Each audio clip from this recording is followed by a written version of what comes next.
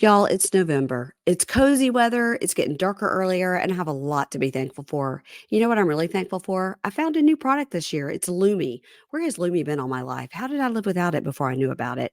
And why am I so thankful for it? Because Lumi is a deodorant like no other. It was created by a female OBGYN who discovered BO isn't just an underarm thing, it's an all over thing.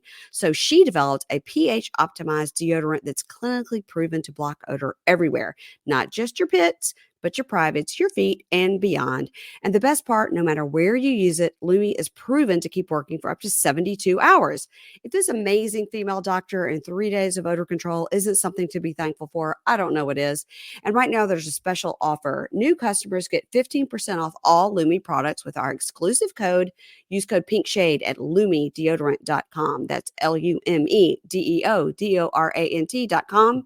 Lumi has formulated a new product to keep you smelling fresh and help you stay drier. It's Lumi's whole body deodorant plus sweat control. The same 72-hour odor control now with 72-hour sweat control. You guys, I've tried this. It's great. You can experience the same outrageously effective 72-hour odor control while keeping sweat under control.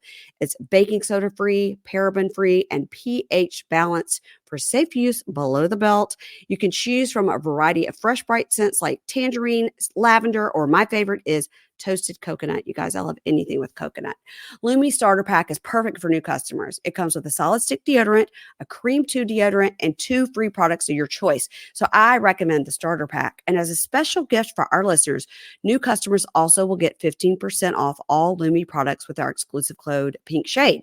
And if you combine the 15% off code with the already discounted starter pack, that equals over 40% off the starter pack. Use code PINKSHADE for 15% off your first purchase at lumideodorant.com. That's LUMEDEODORANT.com. And show your support when they ask where you found it and say, Pink Shade sent me. Thanks.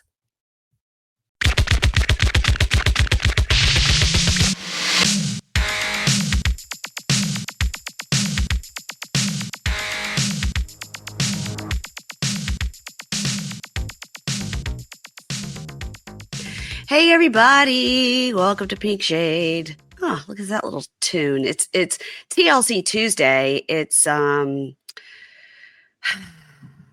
taking it to the streets Tuesday. I don't know. I was trying something new there. Sorry, Kimberly. How's it going? I got nothing. Sorry. You got nothing. All I'm right. out. You're out. Oh, wow. 23 seconds and she's already out, guys. Bye everybody. Hey. Great podcast. Bye. You guys, doing work in your house is it's almost just like I'd rather move. Yeah. I say just burn it down. Get the insurance, start over. Oh my gosh. This is why I don't own a house. On Love After Not Lockup, money related at all. On Love After Lockup, we've had 2 house fires this season. Isn't that crazy? Wait, Zaria's parents. Uh-huh. Who and else? Now Michael and Justine, his mom's house burned down. Oh no. So she's going to have to come and live with them for a while, and actually for maybe forever, because they've got 9 children. Yeah. You know, my mental health journey has not been good this past week, but one day I decided to just catch up on Love After Lockup. And so I was listening to your episodes with Keisha and watching, and I'm really enjoying the season, I have to say. But that fight at the welcome home party. There's so much going on, and Justine might die from her pregnancy. It's horrible. Well, they're talking. She's talking about herself as if they have given her exactly 12. They're like, you have exactly 12 days to live. I mean, it is. We're like, wow, yeah. Joey and Kimberly. I don't even know why they're on the show. Did he get the paternity thing back? Yeah. No, not yet. Not this week. No. Because he's going to freak out if he's not the father. She should freak out because she's going to lose a lot of child support money. She screwed herself by doing this, by the way. Yeah. Also, she's fully admitting that she cheated on that husband and let him believe he was the father for how many years? Yeah, I'm wondering if she's regretting this whole storyline. She's admitting on TV that she swindled him for many years. Yeah. It's really good. Key Rock and Brittany, that makes me sad. I want them to be happy. The entire thing is being shot 6 blocks from my house. Oh my God. Every time I see it, I'm like, they go Richmond, Virginia. And I'm like, that is the waterfront in Old Town. I could see it if I stood on my roof. Like, what are we talking about here? Oh, why are we pretending we're in Richmond? The wedding that wasn't meant to be. That was fake. Fake. Fake. Fake. Fake. Fake. So fake. He seemed really upset. I think it was interesting when they were walking out of her apartment building it's the Annie Rose house next door to my dentist. Like, I know exactly where it is. When they were walking out and he said, oh no, I'm not mad that you left me at the altar. I'm not mad. She goes, you're only saying that because the cameras are here. And I was like, okay, now we're getting somewhere. Yeah. Mm-hmm. I love when people call out the cameras. Like, you're only saying that because the world's going to hear it, Yeah. Mm-hmm. I enjoyed that a lot. s7e11 telling what's his face that they have no money in their charity that is so bogus, whilst having on a green face mask and black under eye pads, looking like the Grinch. Yeah. Killed me. Yeah. Yeah. The show, it just never fails. It never fails. Never disappoints. It's so good. It really gets you out of your own things because you're like, look at these people. At least I don't have these problems. And they're not worried about the state of the world. They're just worried about getting off parole. No. Yeah. And also and her mom thinking that she's a demon and that's why their house burned down. That's a bigger problem than what I have going on. Her mom never said that, by the way. She just came up with that in her brain. I thought it. You did? She literally went to the psychic who said there's going to be drama, there's going to be chaos. She goes to the parents. The mom goes, that's demon stuff. I don't want that in my house. And then the house burns down. Yeah. I blame s7e11. I think she brought it on. And I don't even really believe in that stuff, but I do now. She got me to believe. There's a new filter that you can do on TikTok, and I don't know how this came up last night. Because if I go to TikTok and start looking, then it's 2 hours later. So I never do it. I never go on it because I know that I don't have time and I'm going to get sucked down one rabbit hole or another. But somehow last night at like 12:45 when I was about to go to bed, I thought that was a good time to look at it. I was doing like a LED like red light therapy mask, so I just have to like sit there for 12 minutes. So I was like, I'm going to give myself as a pat on my back for doing some self-care. Mm-hmm. I'm going to watch TikTok. Well, it was literally like 2 a.m. when I stopped watching TikTok. Yeah. It was a problem, but they had this filter where they could say, what are your red flags? And some of the people were putting them up and they were so freaking funny because they were true. So I did like 10 of them thinking like, if I just get one that's funny. And then I realized I did get one that was really, really funny. And one of my red flags was wear socks to sleep.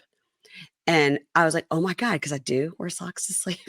Is that a red flag? I was like, and how did the red flag machine know? How did the robots know? I think at least half the population wears socks to sleep in the colder months, at least. That's what I would think. Anyway, it was funny. But then after I did it, and I was like, it's 2 a.m. I am sitting here with like a Botox bruise on my face, looking like a crazy person, laying in my son's room because, we can't sleep in our own room. I was like, why did I think this is a good idea? I closed it. I was mad at myself that I wasted all the TikTok time and I put myself. You can set a timer on apps. Like there's a game on my phone that I have a timer on. Yeah. But there were periods where like the timer was set to like 8 hours. Like when that seems reasonable. 8 hours is fine. 8 hours seems like when I threw my back out. Yeah. And I literally couldn't do anything but lay on my side. I was just like, yeah. And then I'd be like, add more time. And then you go into the settings and turn off the timer. So really it doesn't help that much. You're parental controlling yourself? Yeah, you can do it. Mm-hmm. That's so funny. Yeah, sometimes my phone will tell me that. Like, you spent blank amount of hours every so often I'll look at it and be like, okay, well, that didn't seem egregious. No. Because it's not taking into account my iPad and my computer. Do you know what I mean? Mm-hmm. I don't think. Maybe it is. Yeah. I don't know. The robots run the world, so that's all I know. Yeah. God, what did I see? yesterday. I looked up something and it said, "Would you like AI to give you the answer to?" I was like, "Huh? No." I'm just Googling it because I want what? No, I don't want an AI answer. Oh yeah. No, I don't like that. That's what comes up now when I Google something. It's Yeah, an AI answer. How do I yeah. turn that off? I'm sure you can turn it off. If And get somebody knows, let a us know. website or like with that somebody wrote, a real person. Yes, I would like. Yes, I would like a human. Speaking of humans, what a Although great. if I could have AI write these recaps, You can. I think I can, but I don't know how to do it. And I don't know how to do it for Dateline because it airs on Fridays and then we record on Saturdays and I need it by like Yeah, Saturday morning. So I don't know how to do that. If anyone knows how to do that, but save here's my the thing, though. fingers from typing. But if you have AI write your recaps, Well, I would then still have to go in and add all of my comments and jokes and everything. right. So, because you can get just a transcript. I mean, of anything. Yeah, but I need like the visuals too. Right. So And no, the you can't have tone of the no. way Keith Morrison says odd. So you can't have AI do anything. I don't know what you're talking about. Okay, it's fine. You guys podcast The Last Frontier. Okay. The first frontier. Anyway, it doesn't make sense, guys. I too have had a stressful week here as we approach Tuesday again. But I will say I did like Gary Janetti did a post today that says, "I miss the person I was last Monday." Cute. Yes. But let's not talk about that. Again, like I told you, I heard Andy Cohen say his friend Amy Sedaris's new slogan is political free and it's all about me. So Love it. that's what we should do. Yeah. That's what we should do. All right. Except for right now, it's going to be all about these people. Now, this is before the 90 days, season 7, episode 11, The Fault in Our Stars. Did you read that book? No. I didn't either. I feel like I'm not the right age range, but yeah, is it about it's like a boy falls in love with a girl that has like a terminal illness? Is it coming? yes. Okay. All right. See, Yeah. at least I Also, know that no much. one in this episode is dying. Our hope Yeah. in humanity died a long time ago, and Renee just keeps kicking it more into the ground. But I don't know why they picked this name. The Fault in Our Stars. Here, let's scroll through. I'm looking. Did I think anybody like mention we are stars? star-crossed lovers. I don't know. Yeah, I don't know. If somebody can make heads or tails or sense of that, let us know. But I'm sure nobody can because I just wish they were sticking to like one genre or one time period and not being like, here is War and Peace. Next week, we're doing a pamphlet that you found at your dentist's office. And then the next week, you're doing a blog that was written when people had blogs. And then the next week, it's Jane Eyre. And then the next week, it's a novel that has Fabio on it. It's a romance novel. And then one chapter from the Bible. Yeah. And then the next time it's a chapter from the Bible. And then the next time it's Anne Frank's letter, like her diary. But she wrote a letter to all of us about how her diary relates to 90 Day Fiancé. And I think there's, got to be at least 10 or 11 more episodes. So maybe they were just like, somebody do an AI run on names of books, and that's what we'll put in them. Yeah. Another question to ask to Matt Sharp when he eventually comes on your show. I've also put out a request to the WeTV people about an interview with Rob and Tenny because I love them. Oh, yeah. I love them. She's so pretty. So pretty. And they're so, hopefully they're going to be a couple that is like, okay, these people made it. Yeah. Yeah. Okay, but let's open this episode with our departing couple, our couple that's departing, which is Renee and Chidi. Okay, so I wasn't ready for Renee. My mental health was not. My mental health cannot handle Renee. I was like, God, why do you give me your hardest battles? And then I was like, actually, it's Mary Payne that gives me my hardest battles because she assigned me Renee. In all fairness, I didn't know how crazy she was going to be. That's true. Yeah. We also kept foolishly saying, we're getting a new couple this week, so we must be done with Chidi and Renee. We've said that like the past 3 weeks. I think they are Hope leaving. is dangerous, Mary Payne. We hoped that every week we're like, okay, so they must be gone now. She has her suitcase. She's really leaving. No, she's at the hotel. Okay, they're not really going to see each other. No, they're going to the beach. Okay, Yep. well, now we're done. Nope, he wants to meet with her again. Right. Nope, my hope is dead. I shan't hope again. Okay, so let's just think we might see them one more time as she goes to the airport, because they aren't going to see each other again. This is it. We thought that so many times. But he left with Victoria and she got in the elevator. Until she's on the plane, okay, I won't let myself believe that it's over. And even then, I could see them reconnecting, and then we have to see some stupid video chat call between them. No, keep hope alive, Kimberly. Keep hope alive. I can. It's dead. So she's packing up to leave Africa. I was happy because I want her away from Chidi, but I also don't want her back here. Like, is there another country we can send her to? She's closer to you than she's closer to you than she is to me. She really, I feel her presence. Maybe the aliens can come, take her to like space. Love it. Great. That would be great. So she's like pissed off. You can't. She gets so hyped up when she's just by herself. So she just talks to herself really hyped up. She's like, come on, you can't be that stupid. You led me on. And I finally realized he's using me for a visa, because why wasn't he coming at me in a loving way? It's like, what, like you were coming at him in a loving way with your flared nostrils that were going to devour him? I felt like when she was first there, he was being he was so happy to see her. He just didn't want to like hump her in the Times Square. And he has a new celibacy. I understand she's upset about that because she is in heat. She is so gross. She's like a chicken in heat. or a rooster. Yeah. A lot of people online were saying that she now looks like a chicken. Like, it's like when you own an animal for such you start to look like your dog. She's now looking like a crazed chicken. Yeah. So crazed chicken. She's like, I've been putting up with his games for so long. What are you talking about?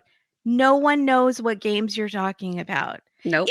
If he's a game, he's like whatever the tamest, like Monopoly. And Shoots and ladders.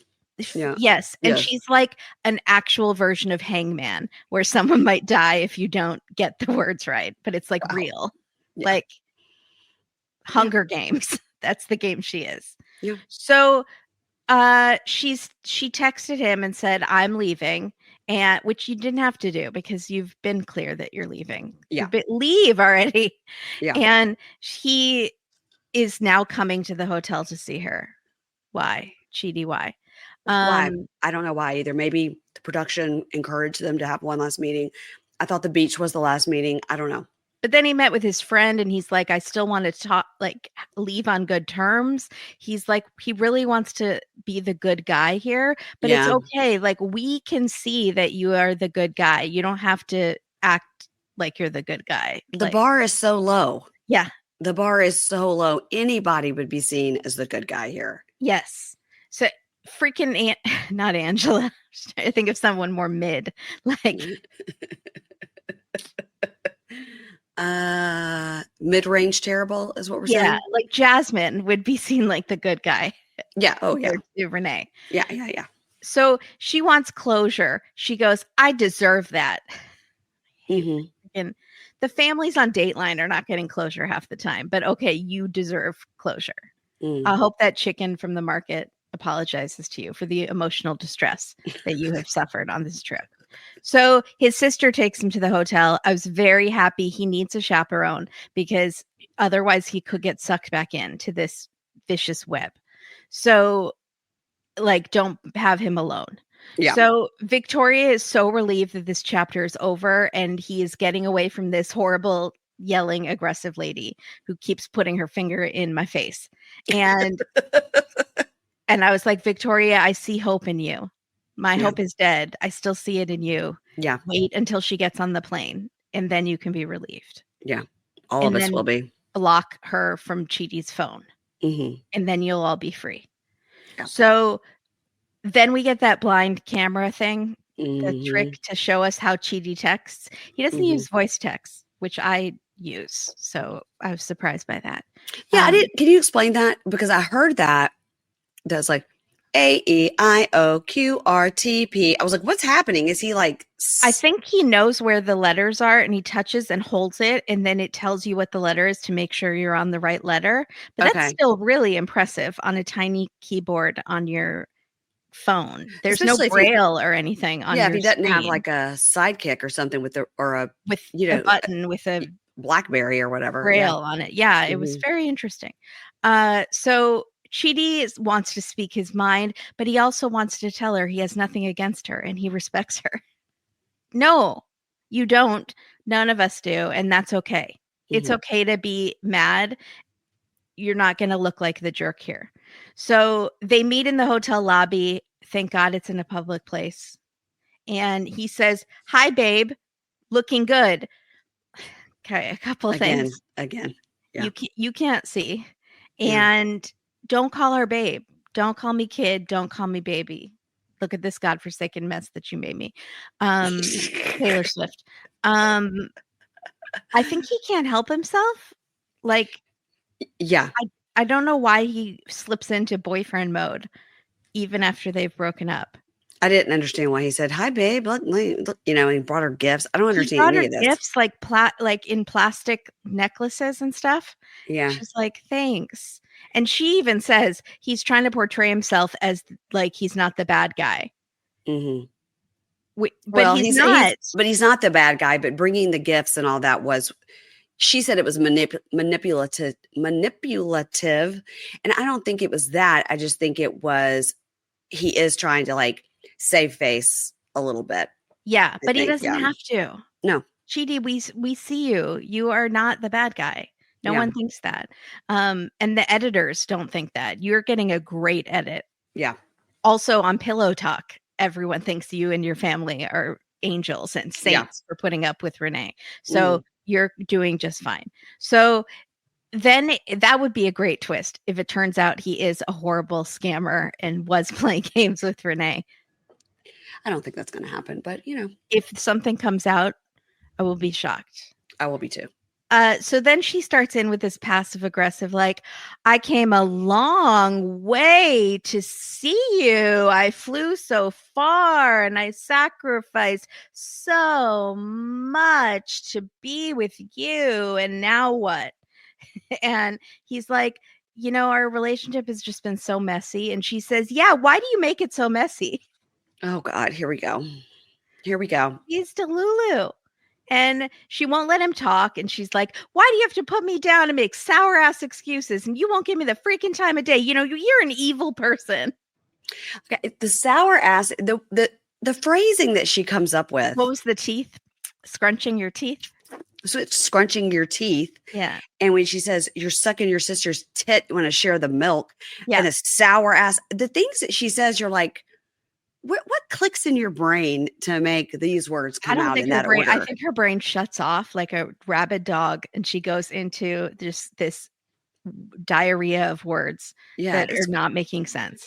It's wild. I don't think she should be around children. I don't think she should be around chickens. I'm concerned about everyone that's in her orbit. So I feel happy about the chickens. I think she really she's in her element with those chickens. I know. I just hope she doesn't lose her temper around the chickens ever. Oh, yeah. So she calls him an evil person. And we see like the camera pans over and Victoria is watching, just ready to strike at any moment. And Chidi says, "I'm starting to realize that Renee can't have a mature conversation." Oh. You're starting to realize that now? Yeah, just now. It wasn't the chickens in the market. And she's not a vegetarian. Okay. So he's like, "It's unfortunate that these things are coming out of your mouth." And she says, "Yeah, it's unfortunate for you." She starts talking like a thug. Yeah. This like white lady from New Mexico with chickens. Yeah. Starts getting really like putting her fingers in people's faces and talking like, "Yeah, what are you going to do? Huh, bro?" Yeah. It's very strange.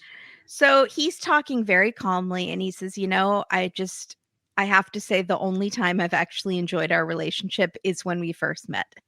And that like sets her off. And she's like, "You're the biggest scammer I ever met." I thought those drug addict boyfriends were the worst people in your. I don't even know if they exist at that. Are the drug addicts in the room with us now? Because yeah, again, I need somebody on Reddit or somewhere that is from her town to be like, you guys, this is a long history of this woman, seeing this and that and doing this and that. And her mom is sad and the friends are trying to help her. I mean, like she needs to be committed. Like we need background. Yeah. I think because then she's going to go back to New Mexico and tell these stories about Chidi. Now he's the next boyfriend that was so abusive to her and, neglected her and tricked her and scammed her and all this stuff. And it's like, so what? But now we have video proof. Yeah. So what? Let her tell it. Who cares? Yeah, it's fine. Yeah. So she probably just goes around town. Well, no, she doesn't leave her house. So if she did go, she doesn't even go to the grocery store. So she is like saying, you're a scammer and all this stuff and blah, blah, blah. She says, "You play me for a freaking fool. You're going to be nothing but a bitch to me." And her finger is in his face, which is so aggressive. Yeah. Like I feel she's capable of violence. I don't trust her at all. The people on Pillow Talk were like, when she said, "Now you're nothing but a bitch to me," they're all like, "Whoa." Yeah. Like, yeah. I'm glad there's people around in the hotel lobby. Yeah. And so because Chidi can't tell if there's a finger in his face necessarily. Mm-hmm. Maybe he can feel it. So we get the blind camera trick about how she's just rambling on about how he isn't a man and he needs to learn to shut his mouth. Like this is so she's so verbally abusive. She's so Angela 2.0. Yes. So, yes. And also like she's like, "You need to learn to shut your mouth." Okay. Pot, meet the kettle, whose name is Renee. Yes. So, and she's like, "Your babysitter's over there," about Victoria. Yeah. And Victoria's like, "Yeah, I am." Yeah, Victoria's and then finally she just leaves. And then the lobby is so peaceful. It was so when quiet. She leaves, she says, "Okay, goodbye. I love you." He goes, "Oh, I love you too." Yeah, it was so weird. Wait, what? But she kind of said it sarcastically, like, "I love you." And he's like, but he didn't say it sarcastically. He's just so polite that he's like, "I love you too." Did she take her gifts? Because they were a lot of people on Pillow Talk. I bet she took the gifts. I didn't think she had anything in her hand when she walked off. I don't think she did. I don't think she cared about those gifts. I don't think they were expensive or anything. No, I think it was just But everyone in the lobby is just so relieved that she's gone. They're like, "I am trying to enjoy my morning coffee." Yeah. They're happy she's leaving the hotel for good because they're like, every morning I come down here and this woman's ranting and raving about chickens and aliens. We don't know what the hell she's talking about. Why is she here? So she's crying in her room about how he led her on and she deserves so much more. We all do, Renee. The viewers of the show do. And so he realizes that he was so happy. And because he's blind, he felt like, I was so happy that she was fine with me being blind that I overlooked all this other stuff. Like much like Faith, who doesn't think she deserves better. Yeah. She's overlooking a lot of stuff, and he kind of felt the same way. And so he's like, now I'm hopeful that someone will be fine with me being blind, but also be a nice person. He's somebody that listens to what I have to say. Hears me out when I'm talking and loves me and gets her freaking finger out of my face and stops flaring her nostrils at me and hates chickens. That's all I'm looking for. Chidi, it's out there. You're going to find a great gal. I'm sure too. So maybe this is it for them. I'm not getting my hopes up. Airport lounge. She's going to yell at somebody. Fingers crossed. Yeah. Y'all, it's November. It's cozy weather. It's getting darker earlier, and I have a lot to be thankful for. You know what I'm really thankful for? I found a new product this year. It's Lumi. Where has Lumi been all my life? How did I live without it before I knew about it? And why am I so thankful for it? Because Lumi is a deodorant like no other. It was created by a female OBGYN who discovered BO isn't just an underarm thing, it's an all-over thing. So she developed a pH-optimized deodorant that's clinically proven to block odor everywhere, not just your pits, but your privates, your feet, and beyond. And the best part, no matter where you use it, Lumi is proven to keep working for up to 72 hours. If this amazing female doctor and 3 days of odor control isn't something to be thankful for, I don't know what is. And right now, there's a special offer. New customers get 15% off all Lumi products with our exclusive code. Use code PINKSHADE at LumiDeodorant.com. That's LumiDeodorant.com. Lumi has formulated a new product to keep you smelling fresh and help you stay drier. It's Lumi's whole body deodorant plus sweat control. The same 72-hour odor control now with 72-hour sweat control. You guys, I've tried this. It's great.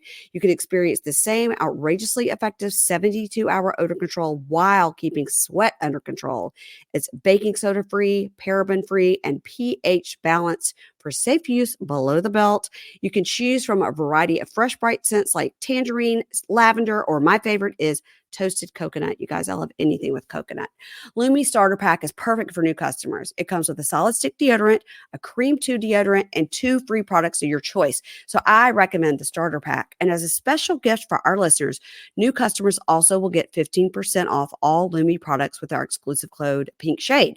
And if you combine the 15% off code with the already discounted starter pack, that equals over 40% off the starter pack.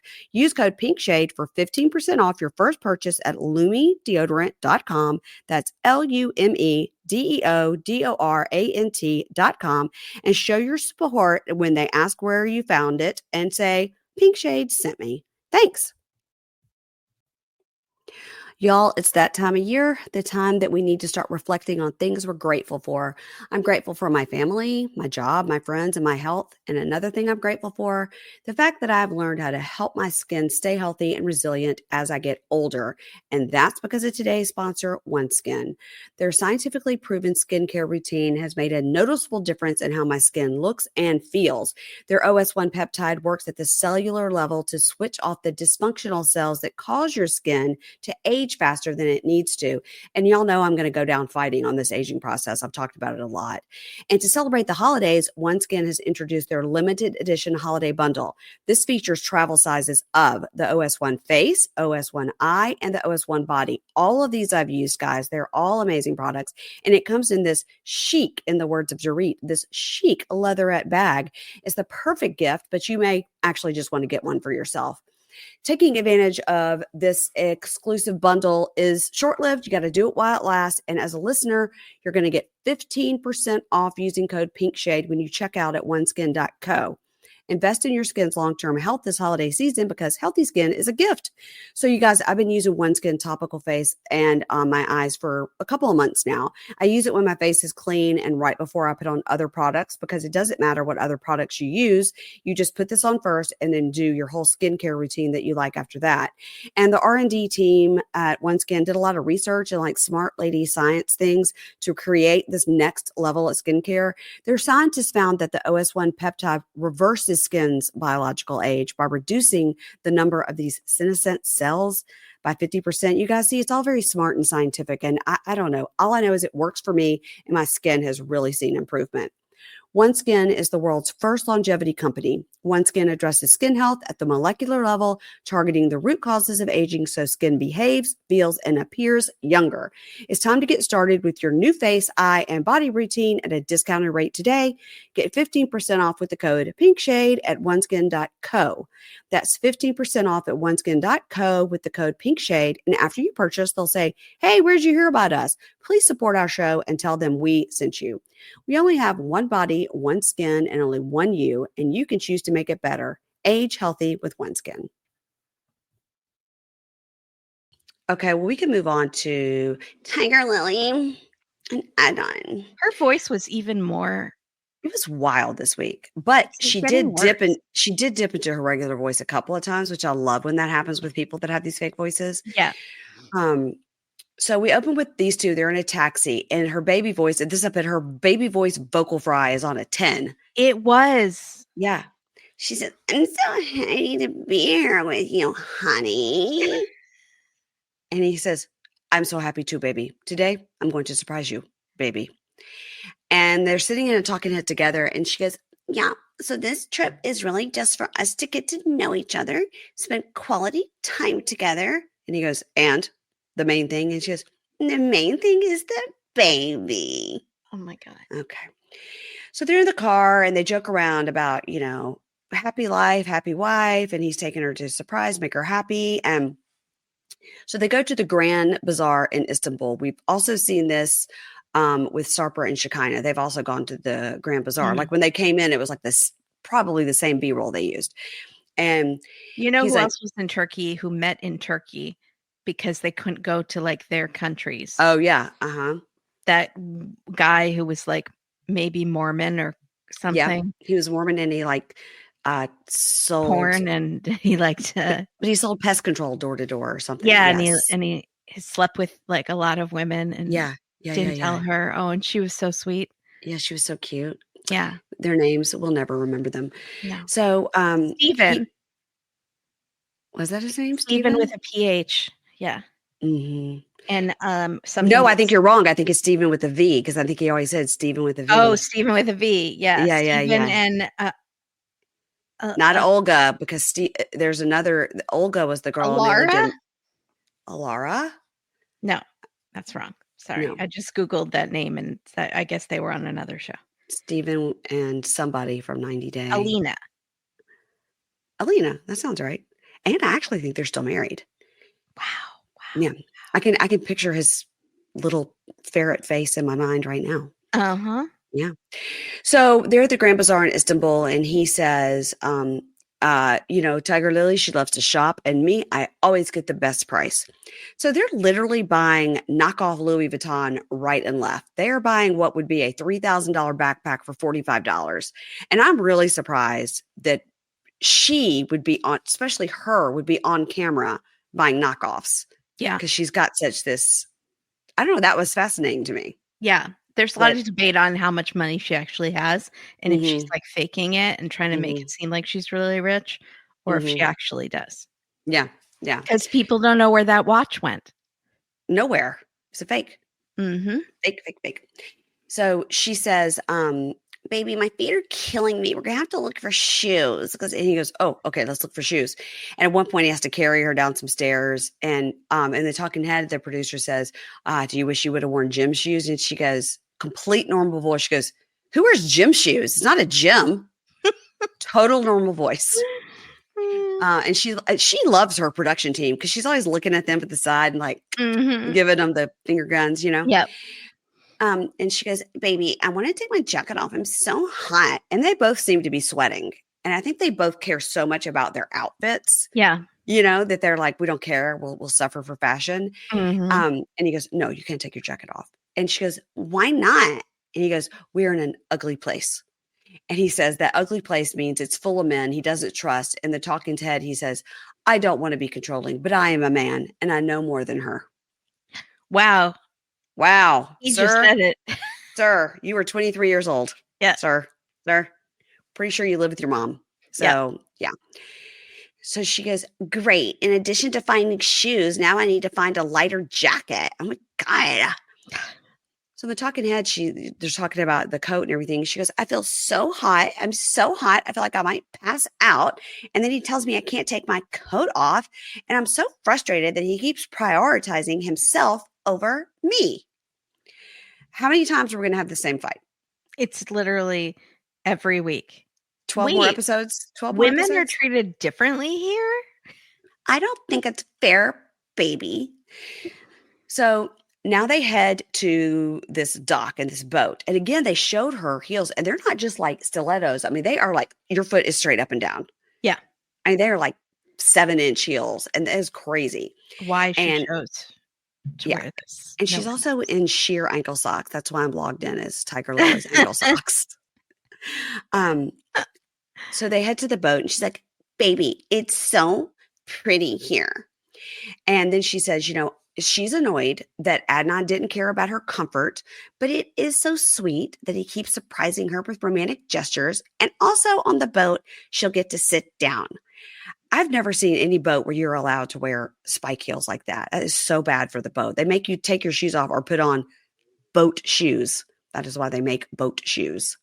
Yeah, on below deck, all the guests have to take their shoes off. Yeah, they're always barefoot. Yeah, that's right. So this was not that kind of boat. No, but you shouldn't be wearing spiky heels on that kind of surface or on a boat at all. You Yeah, fall it's off not and break your safe. neck. So, maybe she's not allowed to take her shoes off, you know? Her feet are scandalous. That's right. And those ankle socks are gonna really woo some man. Mhm. So the call to prayer is coming out from the, the tower as they do. And he says, "Oh, you hear that? You hear the call to prayer, baby." And she goes, "I don't know much about your religion, but I think it's probably like a respectful religion. And so I need to know more about the whole clothing thing. And like, why can't women show certain body parts?"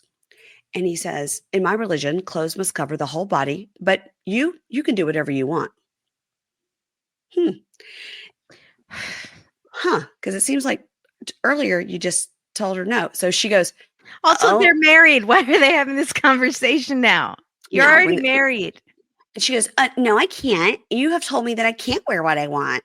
And he goes, "Baby, if there is food that is not covered and someone from the street comes and eats the food, then are you going to want to eat the food?" And she goes, "Huh?" So he's just very judgy of poor people. I don't know if I think what he's trying to say is if another man touched your body, then your body is dirty. And why would I want to touch your body if somebody else had touched your body? Just like if you're eating some food and just somebody you don't know from the street comes up and eats your food, then do you want to keep eating your food because a stranger touched it? Right. That's what he was trying to say. And And the people at the market, those are all bad, dirty people. that's an ugly place because those ugly men with their ugly thoughts. Yeah, but Right. would he be fine with his friends that he takes a sauna with Mm. and No. rubs down, Right. eating his Rubs. food? Right. Could they eat his food while they rubbed his upper thigh area? Um, so when she goes, "So you're comparing my body to food?" He looked really confused. He goes, yeah, I think, no, wait, yes. Baby, He, it is analogy. he messed up his own analogy. And also he's trying to translate in his mind. So in the talking head, he tells us, "My family, we follow the Muslim religion, and my mother and my sisters, they all respect themselves and they don't show their body. It's not hard to understand. All the Muslim women and wives, they understand. And why can't she?" Because she's not Muslim and she doesn't live in a Muslim home. What do you mean? And it seems like she also forgets every 5 seconds the rules. It- Also, she never Googled it. no. And also since she hasn't Googled it, he's able to change it every 14 minutes, you Right. know? So he says, "Baby, before we were married, I told you all this." And she goes, "No, you didn't." And he goes, "Listen, it's another thing. Like I'm another man. It make me crazy. Like another man touching your body, like I don't want another man to touch you. But if it's a doctor and that is important, then that is okay." And she goes, "Just like my chiropractor."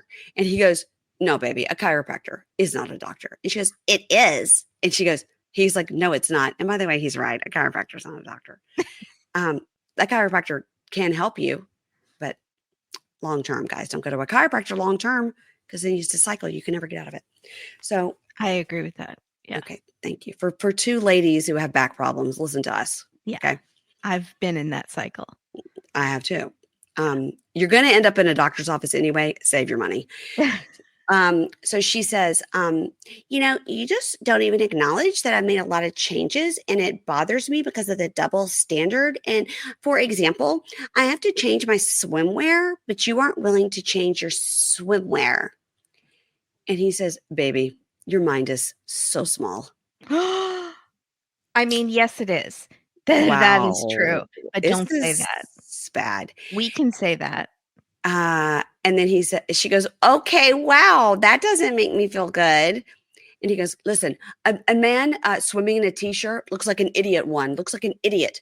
And she goes, "Who cares what anybody thinks? Don't you just care what your wife thinks? And after all I've done to change things for you, you won't change this one thing for me? Would you?" And he goes, "Okay, I'll do it." And she goes, "You will? Are you just saying that? Are you being sarcastic?" He goes, "No, I will do it. I am serious. I swear to God, I am serious." Now you swear to God and everybody saw it. Yeah. And then he says, I'm just telling her that to stop the conversation. It's stupid. I'm a guy. I don't need to do that. And if she keeps saying about this double standard thing, it's going to keep causing problems and fights until she understands that in a Muslim household, the husband has the final say. We won't be happy. But they're not a Muslim household. You don't live in a Muslim household. Dude, my guy, my 23-year-old dum-dum. Who keeps doing the full-on, like, submit, I'm just going to lie about it and then hope that she either forgets or I will keep moving the bar. I'll keep moving the line and she'll just get used to my lies to appease her. And then yeah. Mm-hmm. I just tell her what she wants to hear to stop her bitching. Because later we're going to be making the baby. Mm-hmm. Y'all, it's the season to be thankful. And sometimes you have to dig deep, and I mean deep, to find things to be thankful for. But this year I'm thankful for Honey Love bras because there's nothing worse than suffering through a Thanksgiving dinner with an uncomfortable bra, or really just in your everyday life. Sometimes I'll watch our reality shows and I want to send some of our gals a Honey Love bra. You know, I'm looking at you directly, Zaria. But y'all know Honey Love's bras feature that supportive bonding that eliminates the need for underwire without sacrificing lift. Plus, they're super soft. I mean, you don't want to take it off. It's a around the house bra. It's a sleeping bra. They're just so comfortable. You guys, my mom is 83 and she just recently told me she ordered a Honey Love bra and I can't wait to hear how much she loves it. She's going to love it. And she used my code, of course. Don't forget about their shapewear. It's holiday party season, you guys. We all have an outfit we need to fit into, look great, whether it's like pants or a dress. Their shapewear uses targeted compression technology, so you no longer feel like you're suffocating or that your life is being squeezed out of you. For me personally, I like their V-neck bra, and I also love the Super Power Short for smoothing out those love handles, under that dress. And so it doesn't roll down when you sit down. Also, that is the worst. You're at a party, you sit down, the thing rolls down, you got to get up, you got to go to the bathroom, you got to fix it, and then you got to readjust your boobs and everything. When you're wearing Honey Love, you don't have any of these problems, okay? Give the gift of comfort this holiday season, whether you're attending a wedding, hosting a big Thanksgiving dinner, or going to a holiday party, or simply seeking that everyday boost of confidence. Honey Love can be your perfect +1. So get yourself or someone you love the gift of comfort. Plus, for November only, listen to this. Honey Love is giving up to 50% off site-wide. Visit honeylove.com/pink shade and shop their sale. And when you go to checkout, it'll say, "Where did you hear about us?" And please say, "Pink Shade sent me." Thanks. Y'all, it's that time of year, the time that we need to start reflecting on things we're grateful for. I'm grateful for my family, my job, my friends, and my health. And another thing I'm grateful for, the fact that I've learned how to help my skin stay healthy and resilient as I get older. And that's because of today's sponsor, OneSkin. Their scientifically proven skincare routine has made a noticeable difference in how my skin looks and feels. Their OS1 peptide works at the cellular level to switch off the dysfunctional cells that cause your skin to age faster than it needs to. And y'all know I'm going to go down fighting on this aging process. I've talked about it a lot. And to celebrate the holidays, OneSkin has introduced their limited edition holiday bundle. This features travel sizes of the OS1 face, OS1 eye, and the OS1 body. All of these I've used, guys. They're all amazing products. And it comes in this chic, in the words of Jarit, this chic leatherette bag. It's the perfect gift, but you may actually just want to get one for yourself. Taking advantage of this exclusive bundle is short-lived. You got to do it while it lasts. And as a listener, you're going to get 15% off using code PINKSHADE when you check out at oneskin.co. Invest in your skin's long-term health this holiday season because healthy skin is a gift. So you guys, I've been using OneSkin topical face and on my eyes for a couple of months now. I use it when my face is clean and right before I put on other products because it doesn't matter what other products you use. You just put this on first and then do your whole skincare routine that you like after that. And the R&D team at OneSkin did a lot of research and like smart lady science things to create this next level of skincare. Their scientists found that the OS1 peptide reverses skin's biological age by reducing the number of these senescent cells by 50%. You guys see, it's all very smart and scientific. And I don't know. All I know is it works for me and my skin has really seen improvement. OneSkin is the world's first longevity company. OneSkin addresses skin health at the molecular level, targeting the root causes of aging so skin behaves, feels, and appears younger.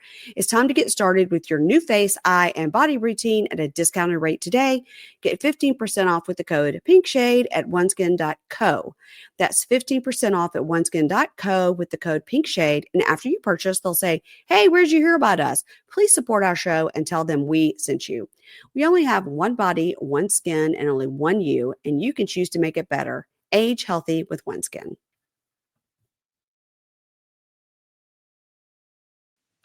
Okay, let's move on to the cutest couple on the show, and it's Niles and Matilda. Yeah. So they're in bed. Still no boom boom, I think. I think they're just cuddling. Yeah, I think they would have told us. Yeah. For sure. Yeah.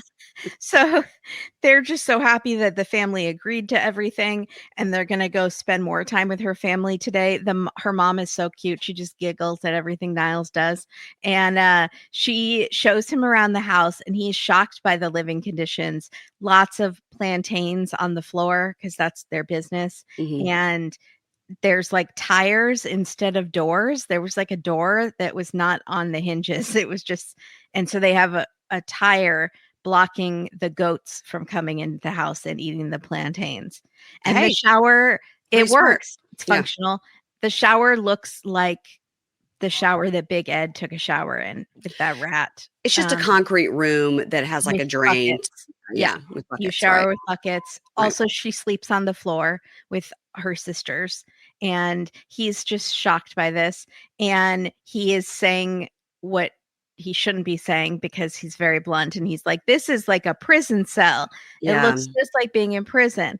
And she's very offended, but she understands this is his autism spectrum disorder, makes him very blunt. And so he goes to get Wi-Fi because they still have Wi-Fi, which is so crazy. But I was like, they have Wi-Fi, but that was the way the world is. Yeah. Interesting. So some people would say having access to the internet is better than running water, I guess.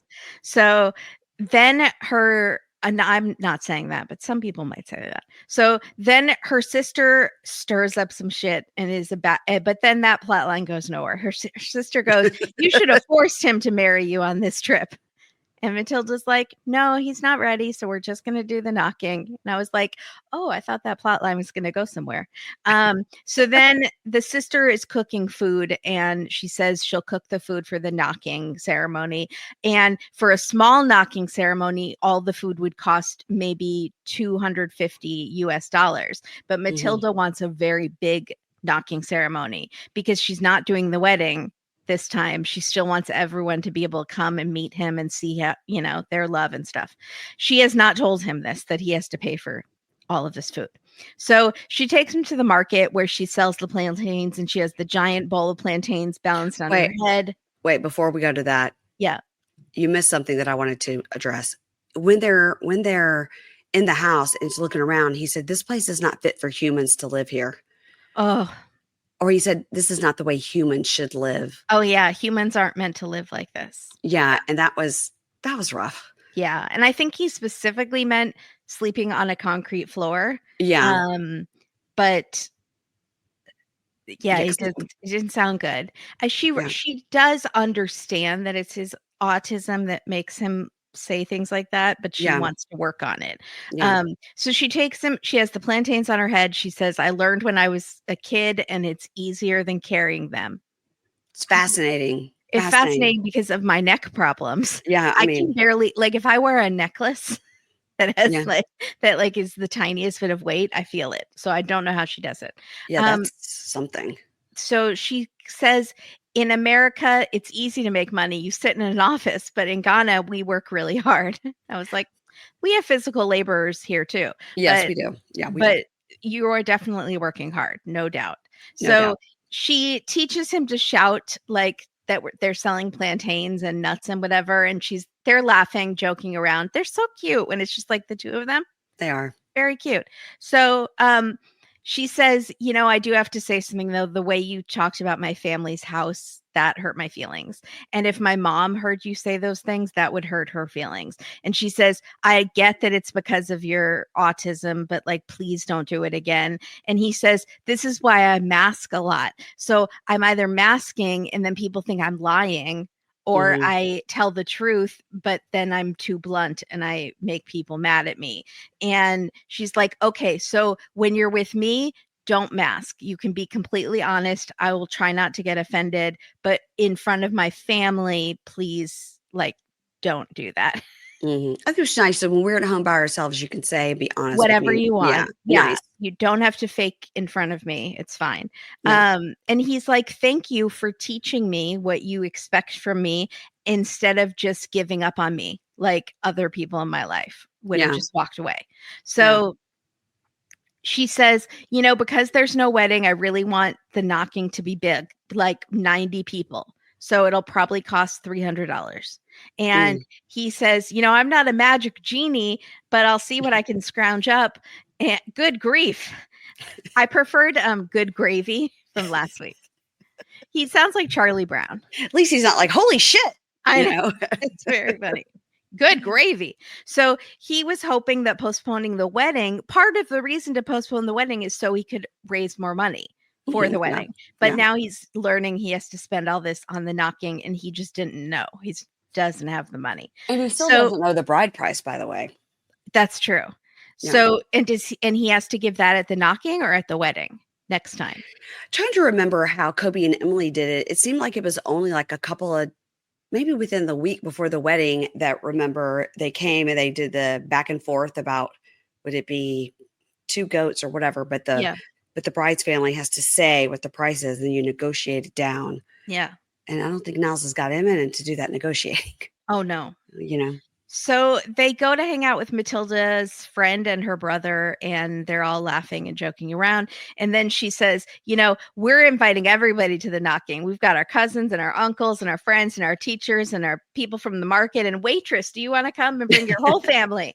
And she's just so excited. And Niles is like, I thought it was just going to be like your family, and my family's not even here. So I thought, oh, that'll be even cheaper. That's great. Yeah. And, you know, and the brother and the friend say, well, we'll have to call them on WhatsApp or Zoom so that they can see it. They have to be there to witness it. And Matilda says, oh, well, that might be in the middle of the night for them. So I don't know if they're going to be able to do it. And the friend and the brother are like, no, it'll be a big problem if they're not there. He has to have someone be there to stand in for his father and the family. And so Niles says, I have told Matilda that my family doesn't support this. They think she might be taking advantage of me. They're not on board. But I think Matilda is just hoping that they've changed their minds, but they haven't. Yeah. And we still haven't even met his family. No. So they don't even want to be on the show. So he needs someone to stand in as his father. And he says, maybe Mr. Ark, which sounded like a fake name, that it was like, or like the host of a kids show. But Mr. Ark is an elder in the community who runs the center for people with disabilities. And Matilda introduced him to Niles online because Niles also is in that same field. And so they became friends, but they still haven't met in person yet. And he's very respected in the community, but Matilda says he's a little strange and he's very traditional and he's been rude to her in the past. And so she's not sure how this is going to go when they go to ask him for permission and to be like the stand-in father. Didn't they just find somebody from Niles' his work, or somebody that he really... I don't know. Like, those coworkers were nice, but I don't know if they count. If it has to be, just say this is my they're the elder in my community back home. Yeah, and my community is my workplace. Yeah, it could. Yeah, okay. Yeah, it's all what's the word? It's like a subjective. Yeah, no, that's not even what I was. It's fine. I can't think of the word. It's all like symbolic is what I'm trying to say. Yes. Yeah. It's all symbolic. Yes. Symbolic for the tradition and the, you know, the ritual of it. So yeah, it could be anybody as long as they have some importance, I think, in your life. Because hopefully, maybe. So yeah, but I think as we've seen from the previews, Mr. Ark ain't gonna be it. right. And there's no other elder, or can Mr. Ark just shut the whole thing down? I don't know. I don't know if he's the community leader or just a community elder in the community. Yeah. Oh, guys. Okay. Let's go to Sunny and Durban. Sunny and Durban. Sunny and Veah. Sunny in Durban and Veah. Did you notice this week she had a new talking head Luke? She had a new Luke. Yes. And I did notice she looked a little different. Now, I was studying it, trying to figure it out. And I think maybe it's because she doesn't have those super heavy lashes on in the new confessional look. And different makeup. In different makeup, maybe. But she has she gotten some things? I don't know. Yeah, she did look different. Yeah, she did. I mean, maybe she got some Botox, maybe she got some filler. I don't know. But yeah. So Sunny and Veah. So we start off there in the cab, going to meet his friends to play cricket. And she's like, yeah, I'm really excited to meet your friends. Yeah, it's kind of a big deal. I mean, that's the energy she could muster. That's it. Yeah. She's a very toned down person. Very. And again, she's been through a whole lot. She has. So she's in a crop top and pants, and they meet, and her body language is so like hunched and looks down, you know? Mm-hmm. And the talking head, he says, you know, I have a lot of friends. They're from all over, but we're all Muslim. And in the talking head together, she goes, it's fun to see this side of Sunny. You know, a man that plays sports is kind of hot. And he goes, oh, you saw my bum? Like, for somebody who is like this Muslim man who eventually is going to turn on her and say, I want this, just like Adnan and Tigerlily, he's very like flirty and says things inappropriately that you wouldn't say to a traditional Muslim woman. They showered together on video chat. Yeah. But then he's going to go, no, you need to be proper. Like if he's going to flip on her, but his behavior has been, it's again, the like Brittany and Yazin, like he hit her up on Instagram when she was in full on ass cheeks bikini shots. Yeah. And that's when he reached out to her. But then when she comes to meet his family, she's not proper enough and she's not covered enough and she's a whore. Yeah, that's right. So they try to teach her cricket. It's literally a swing and a miss, but they're having fun and he's helping her and stuff. And on the talking head, his friend Ali, who's a real asshole, this guy, he says, I'm very glad to meet her. And I'm surprised she actually came. And, you know, the only problem here is she's not Muslim and she has to be Muslim. And so Sunny and Veah are talking to Ali and Ali says, oh, wow, I'm surprised you're still here. And she goes, oh, yeah, I'm still here. I don't know. What do you mean? And he goes, so when you meet his family, are you going to cover your body? You're going to cover those tattoos? And she goes, yeah, I haven't met them yet. But yeah, when I meet his dad, I'll definitely cover my tattoos. Like, I want to be respectful. You know, I want them to like me, of course. And Ali says to Sunny, and Veah standing right there, he goes, you need to explain everything to her, that if you get married, she's going to have to change her religion to be a Muslim. And she's like, what? And he goes, oh, so Sunny didn't teach you about these things before you came here? And Sunny is like, he's like pinching his lips together and looking down like, oh, man.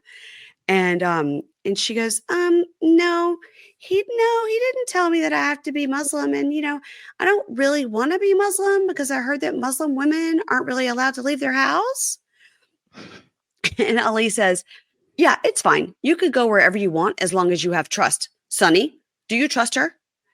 And Sunny says, you know, I'm trying to trust her, but we've been fighting. And, you know, she came here and she brought her ex-boyfriend. And Ali goes, what do you mean? And she goes, yeah, I had to bring him to feel more comfortable to travel because I didn't want to come alone. And so, yeah. And Ali goes, well, your man was already here. And I know you've been fighting about your ex. So I don't even know what's going on. And Sunny goes, so he goes to Sunny, so have you met this guy? And Sunny goes, no, I've not met him. I'm not ready. And, you know, I was mad, but I don't want to ruin her time here. We only have this short time here. talking head, Ali says, I don't know how this will work. She doesn't want to change her religion, and they have trust issues. Ali's a real downer. He is a downer. Also, why is he the boss of Sunny? Yeah. Like, he's really... He's acting like Adnan's brother, who kind of, like, you can kind of understand because it's part of the family, even though it's none of his business how she dresses. But, like, this guy is just a friend, but he's, like, taking control of the whole relationship. Yeah, it's weird.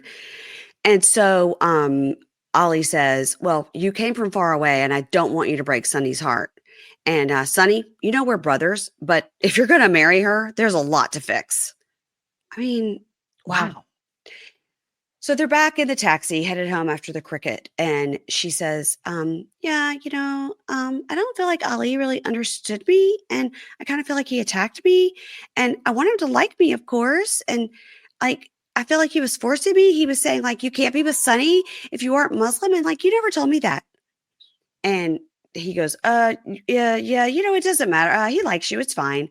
And she goes, religion, that's between me and you. And do you want me to convert? And he goes, I think we should just focus on us. And once we're very happy, we can go from there.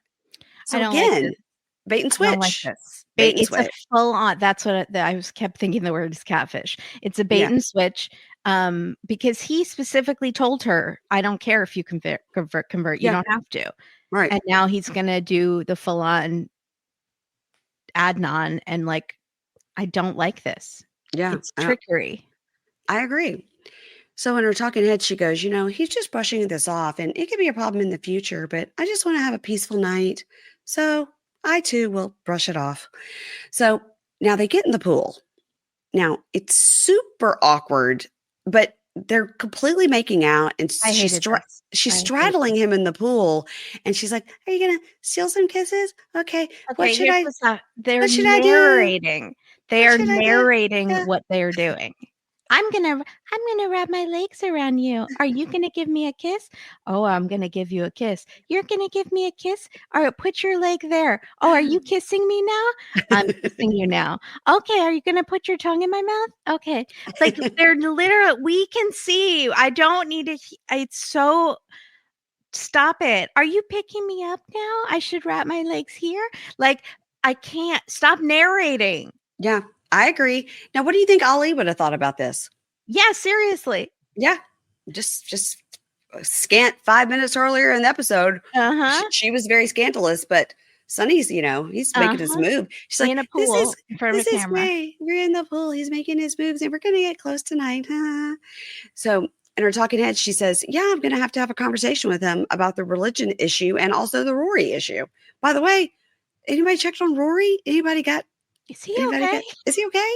Is he still at that market with that where there's no Apple Pay? Did he still at the beach? So she gets in the shower, and he sits on the side of the bed, and I'm like, is he deciding if he's going to get in because the camera's there, or what's he doing? But his hormones take over, and he runs right into that shower. Yeah, and we see their feet, and they're making out. This is the first time we're taking a shower together in real life. Because they have taken video showers again. Yeah, nobody needs to see me showering. That's weird. No, and stop narrating everything. Yeah, this is going nowhere. Y'all, it's the season to be thankful. And sometimes you have to dig deep, and I mean deep, to find things to be thankful for. But this year I'm thankful for Honey Love bras, because there's nothing worse than suffering through a Thanksgiving dinner with an uncomfortable bra, or really just in your everyday life. Sometimes I'll watch our reality shows, and I want to send some of our gals a Honey Love bra. I'm looking at you directly, Zaria. But y'all know Honey Love's bras feature that supportive bonding that eliminates the need for underwire without sacrificing lift. Plus, they're super soft. I mean, you don't want to take it off. It's a around the house bra. It's a sleeping bra. They're just so comfortable. You guys, my mom is 83, and she just recently told me she ordered a Honey Love bra, and I can't wait to hear how much she loves it. She's going to love it. And she used my code, of course. Don't forget about their shapewear. It's holiday party season, you guys. We all have an outfit we need to fit into, look great, whether it's like pants or a dress.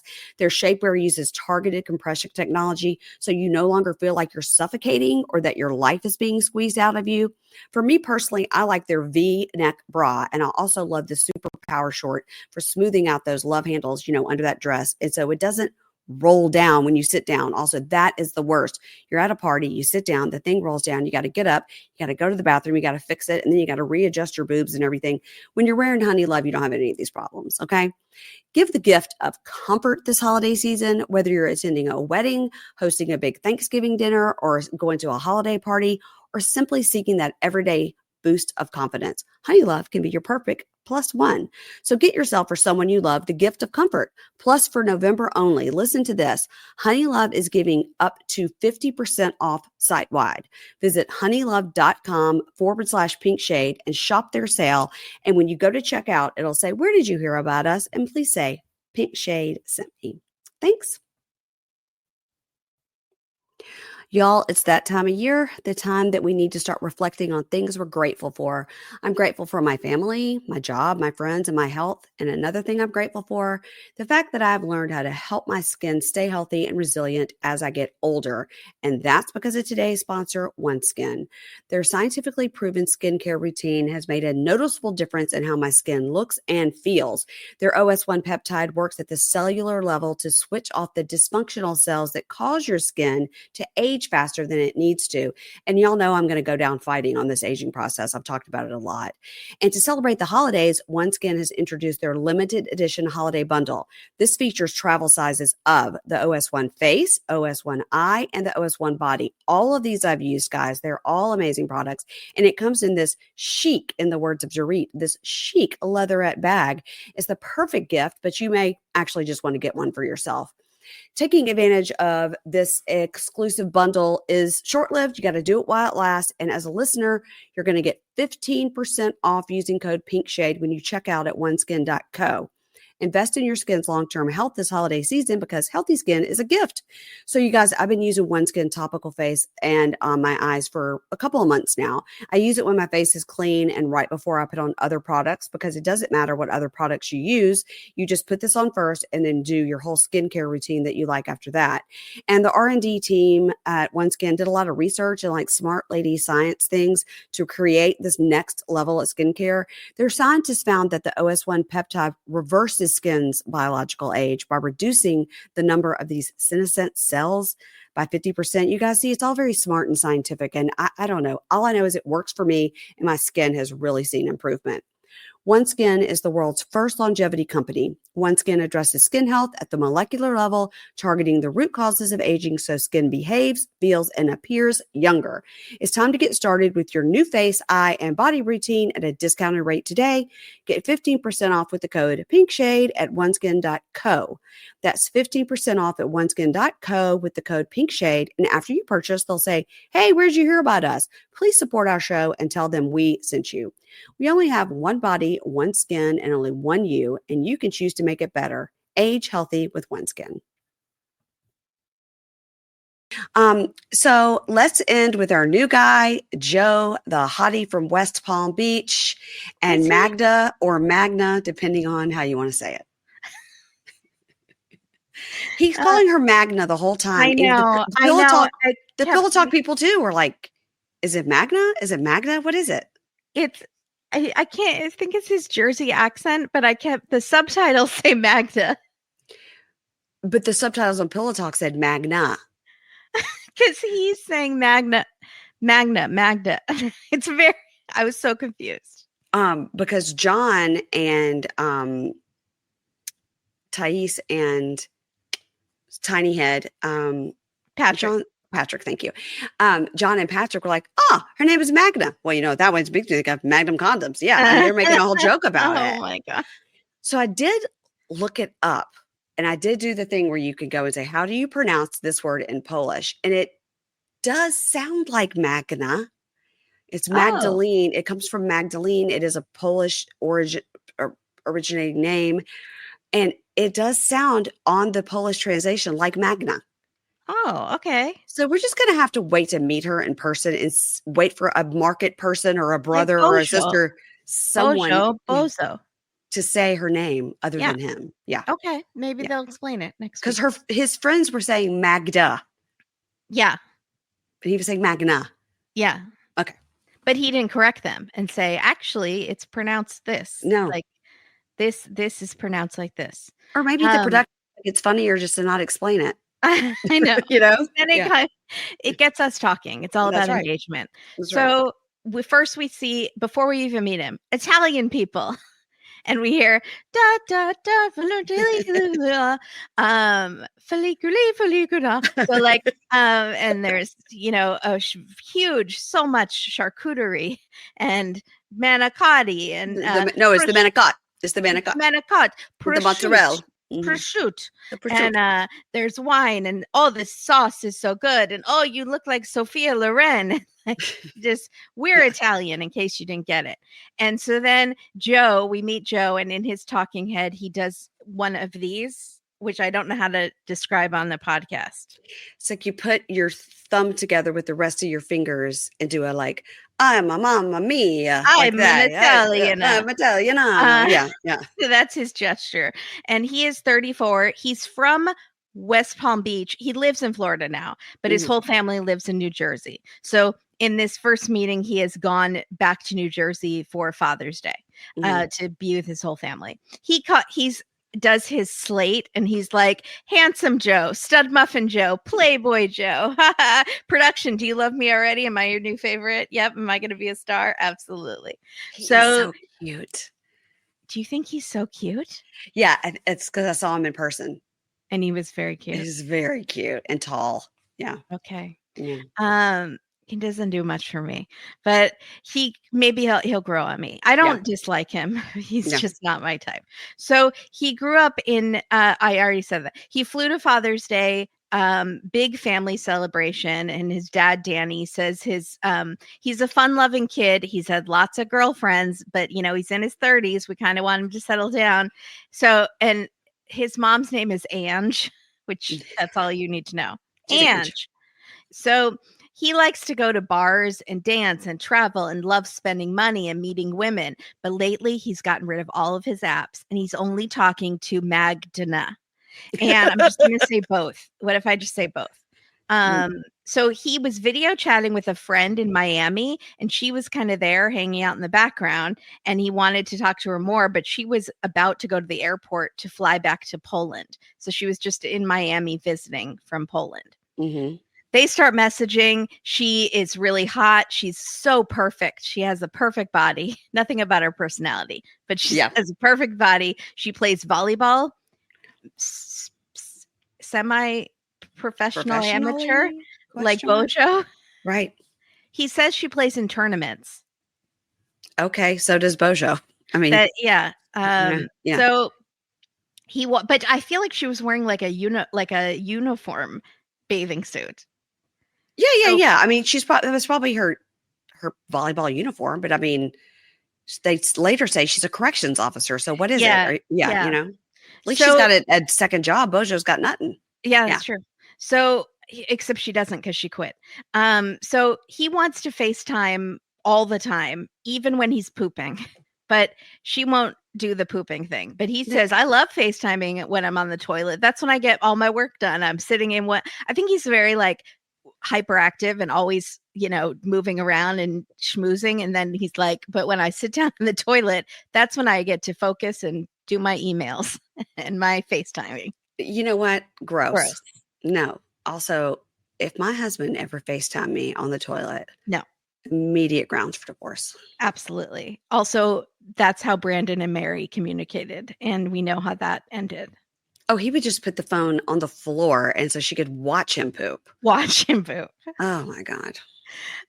So she won't FaceTime with him on pooping. And that is, now I'm on team Magna because good for her. So he's flying to Poland very soon to meet her for the very first time. She's only 23. He's 34. And his cousin says, you're like Leonardo DiCaprio. Okay, not quite. Yeah, Leonardo DiCaprio is like 50 now. No, he's not. He's 40 something. How old is Leonardo DiCaprio? He's 40. I'm going to say 42. That's my guess. No, because I think I'm older than him. He's 50. What? He's 50. Wow, Leo. Wow. I was spot on. So she's a corrections officer, or she was one, but so you're not older than him. No, I meant he's older than me. Yes. Because when I was in like high school, Titanic came out, and I remember like he and Romeo and Juliet, I was obsessed with. So yeah, I always knew he was at least a few years older than me. So she was a corrections officer. Could we get a 60 days in, 90-day crossover here? That'd be good. I would love to see a Polish prison. So I'm just curious. I'm curious about prisons around the world. Yeah, so she was one, but she quit because she wants to come to the US. That makes no sense. None. If they are going to get married and get a visa, that will take like how long? A year? 3 years. He hasn't even met her in person yet. Look at Michael. Like, could be 7. That was on purpose. Yeah, that might be on purpose. So why would she quit now?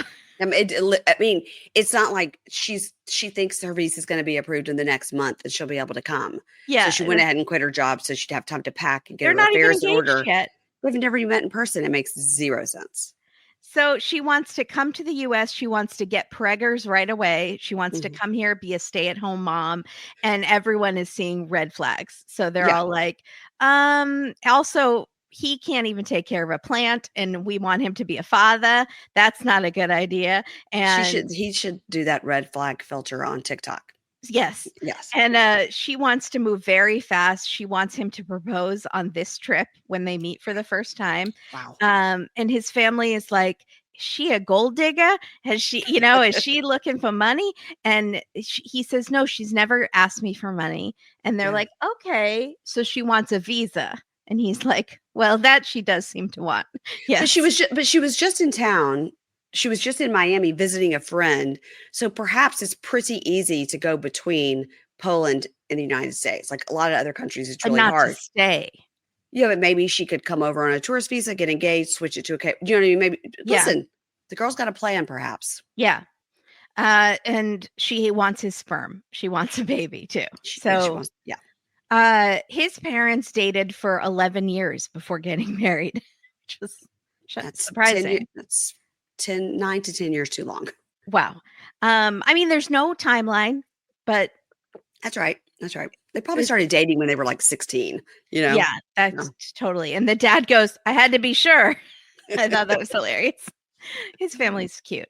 So then he goes back to Florida and he's driving and he has his fancy watch and his sunglasses and we're seeing all his bling and stuff. And he says, besides Magna, my true love is working and hustling and making money. And so he is wearing a suit with no socks and very short pants. Is that the style? Yes. Okay. Yeah. And he's a realtor for fancy homes. So we're seeing him set up for an open house. He puts the sign in the front lawn. Fine. Then he goes inside and he takes a thing of cookies out, which you're supposed to do, but he dumps the cookies in this tray, does not arrange them. So they are like upside down. They don't listen. He would put the cookies in the oven to warm them up to get the smell of the cookies is what you're supposed to do. I thought you're supposed to spray that fake cookie spray. Oh, that's good too. So he's just he hasn't gotten the details yet. He gets distracted because she calls him and she says she's stressed out and there are things they have to talk about. And he says, yeah, we have been fighting lately. So then later he goes to a pool party with his friends and he grew up with these guys in Jersey, guys and gals in Jersey. And now they all live in Florida. And he says they're all big personalities and you have to be quick and you have to bust each other's balls to be part of this group. And so they start grilling him on Magda. And he says, well, she's mad at me because when we were first dating, she stopped talking to other people, but I didn't know this. And so I had sexual intercourse with someone. Willful ignorance, I would say. Yeah. I have so many questions because if they didn't discuss being exclusive, she can't really be mad at him logically, but she still probably is mad at him. Right. Or was it a Faith and Lauren situation and he like just didn't make it clear? Yes. And Yes. kind of tricked her. Yes. Also, what 34-year-old says sexual intercourse? What's more disturbing is what his friend says next. The friend says, oh, wait, the guy friend? The guy friend, yeah. Okay, so he says, well, this was 2.5 months ago. And then a few days ago, she asked me, when was the last time you had sex? And he says, oh, well, I had sex with this girl because he said, I didn't think I had done anything wrong. Yeah. And also that makes it seem like she really didn't know when they were exclusive because she was asking him. Yeah. Unless she was thinking he had been cheating. And she did think they were supposed to be exclusive. Anyway, he says, we never discussed titles or being exclusive, but now I'm totally loyal to her. And then the friend with the very creepy mustache says, I believe it because you've been super cranky. And Joe goes, yeah, I'm pretty horny guy. And I've definitely, haven't been having sex. And the friend says, Joe is a sexual person. And I am impressed he's being loyal to her without having met her because I know this guy and he's a sexual person. He says, Joe is a sexual person. He gets his. He gets his in. Ooh, that's your friend. Are you in love with him? That's a weird thing to say. Also, shave that mustache off. I did not like it. I didn't like any of that. Is how guys talk about each other? No. Can you imagine? I can never imagine my husband saying about like back in the day when we were all single or a single friend going, yeah, my friend Todd, he's a sexual person. He gets his. Ew, that's gross. Ew. So, no, I was uncomfortable.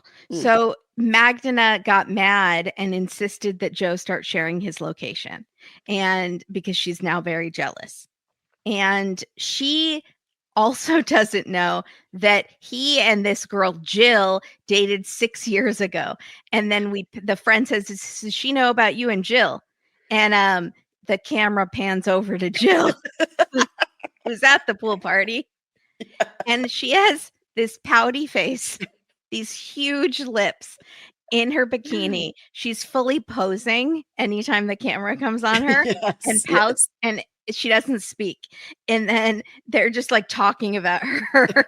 She's just posing and pouting. And then he's like, I don't know. I didn't think it's a big deal. We dated like 6 or 7 years ago for like a year. It doesn't seem like something she needs to know about. And the friends are like, I don't know. I bet she won't like to know that you're still hanging around with your ex.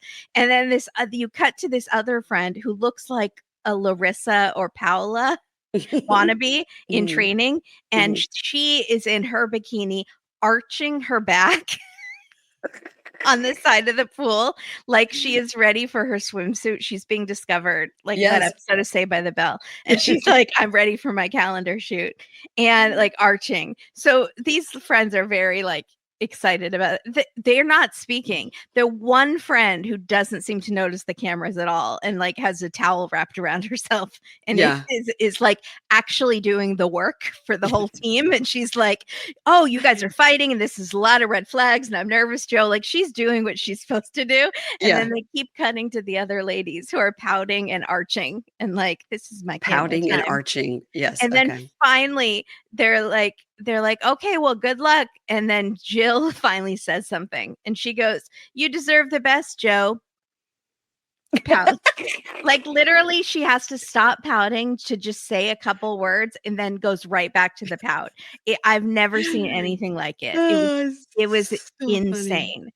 So funny. Well, this is their big break, TLC. I know. TLC, come on. Yeah. So I'm super excited about, I don't think we're going to see any more of the friends.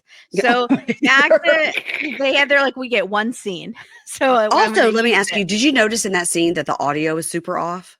No, I didn't. Oh God. Oh, well, I was on my TV. It wasn't the screen or anything. I was watching it like regular. And it was sort of like a lot of the audio seemed a little garbled, like they tried to save it in post, Oh, interesting. Yeah, it's like I did. I was like, oh. I usually can tell when it's ADR. Like I'm super good at ADR. I don't know what specific talent that is, but I did not notice that anything was garbled. What does ADR stand for?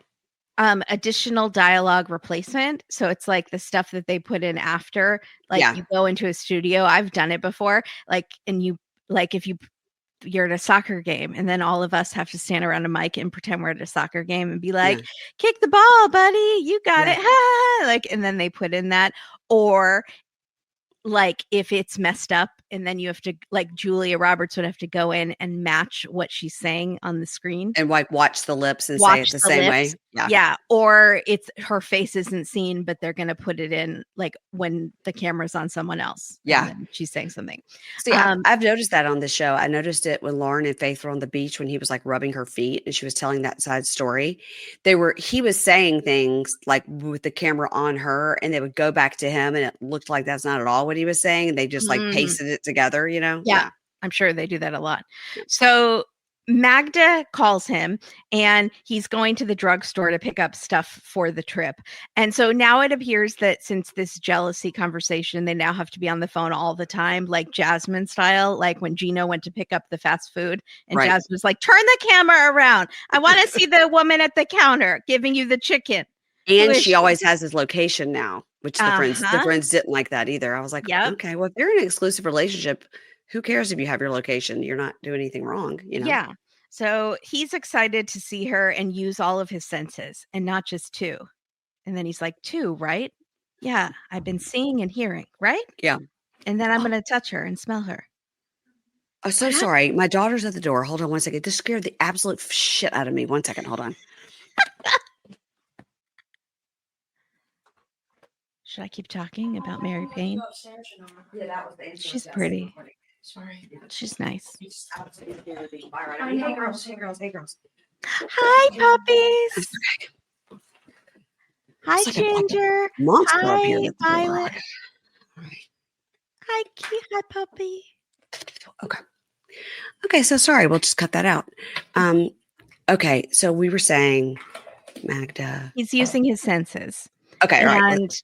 Okay, go. So she's on video helping him pick out toiletries. This is literally what's happening now in their relationship. Should I get this shampoo? Yeah, I get that shampoo. Do you have shampoo? Yeah, of course. I have my own shampoo. You need shampoo for losing hair because you're getting old. Ha ha. Oh, look, there's a walker, babe. Should I try out this walker? And then he's like pushing the walker like he's an old man. Okay, so jokes. They're hilarious. He loves that she's like a ball buster too, like his friends that he grew up with, like teasing each other. So then he's like, oh, condoms, babe. Should I bring condoms? And she goes, no, we have to know each other first. I need to wait a few months or until I come to the USA before that I trust you. And it was like, so he's shocked. He's like, I thought like I was going to propose. So she wants me to propose on this trip, but she won't sleep with me until she gets to come to the US. Like, why did we've been talking about it? Record scratch? I am so distracted too because the dogs are in the background and I'm just dying to pet them. So, like, oh, you're muted now. Did the sorry. Yeah, the dogs, they went up with Anna. Sorry. So he's just shocked that she's dropping this bomb literally the day before.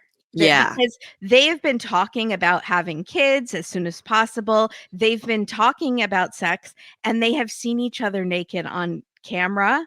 I guess he doesn't specify on video or if they've been sending each other photos. I'm assuming they've been doing the naked showering that Veah and Sunny were doing. I missed that, Kimberly. He said we've seen each other naked. Oh, I missed that. So they've fully been sexting or whatever you call it when it's on video, something like that. And now she's the day before. I mean, it's fully obviously her right to not have sex until she's comfortable. Of course, that's not what we're saying. But it does seem strange that she is now dropping this on him the day before he's leaving, when up until then they have been like talking about it. Yeah. It's a bit like Chidi and Renee.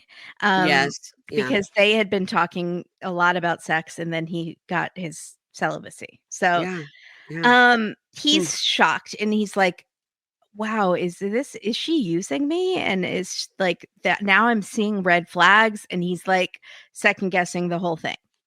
Then we get very ominous piano music.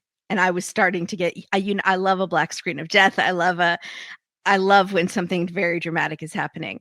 The best was poor what's his name when he got told that it was a catfish, but it was so sad. Oh, Tyree. That was the most dramatic thing ever on the show, but I love Tyree.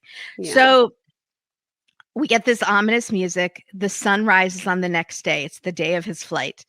We see the producer and the cameraman standing outside his house on the lawn, just standing there. They knock on the door. He doesn't answer.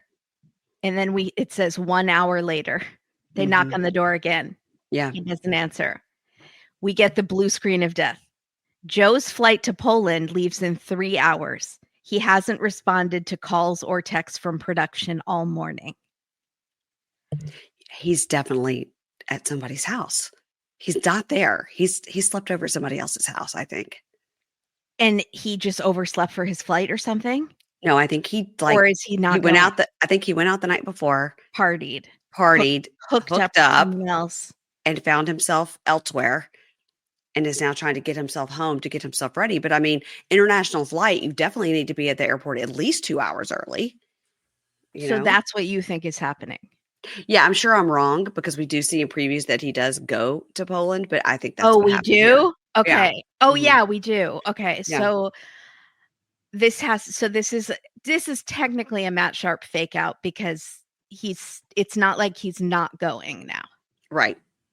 Yeah, I think he got drunk and passed out somewhere. Yeah, and maybe he's going to have to catch the next flight from West Palm to Poland. I don't know. Oh my God. Mm-hmm. I need it. I want a real drama, like a real. I've decided not to go. Oh, well, then they wouldn't be on this season. I know. It would just be a one season, one episode couple.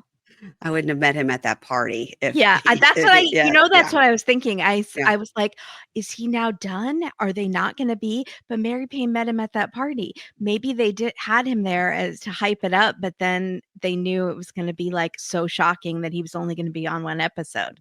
I had I fall for it every time. Yeah. Well, in the words of Chris and Wah from DocuSweeties, you got sharped. Mm-hmm. And like, ow, it hurts so bad when you get sharped. Ow. Mm-hmm.